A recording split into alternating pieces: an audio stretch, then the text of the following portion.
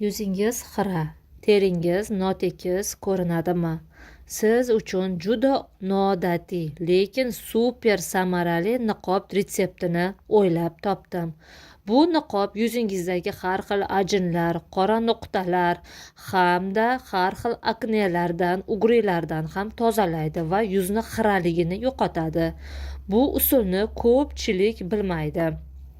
Xo'sh, retseptga o'tsak, bir osh qoshiq guruch uni yoki bo'lmasa maydalangan guruch ham bo'ladi. Bir choy qoshiq yashil choy, ya'ni ko'k choy, uni maydalash kerak bo'ladi. Yoki maydalanganini olsangiz ham bo'laveradi. Bir choy qoshiq tuxum oqi, bir necha tomchi zaytun yoki bodom yog'i bo'ladi. Barchasini aralashtirib, yumshoq massa tayyorlaymiz. Yuzga yubqa qilib surtamiz va 10 daqiqa qoldiramiz. Yuvayotganda biroz yuzni massaj qilib yuvamiz. Shu payt o'lik hujayralar to'liq to'kilib ketadi.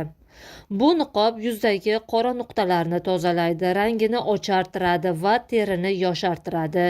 Ko'k choy yallig'lanishga qarshi, guruch uni esa tabiiy skrab vazifasini bajaradi. Haftasiga 1-2 marta shuni qilsangiz, yuzingiz parvarish qilingan spa salonidan chiqqandek bo'ladi. Siz ham sinab ko'ring va natijani izohlarda yozing.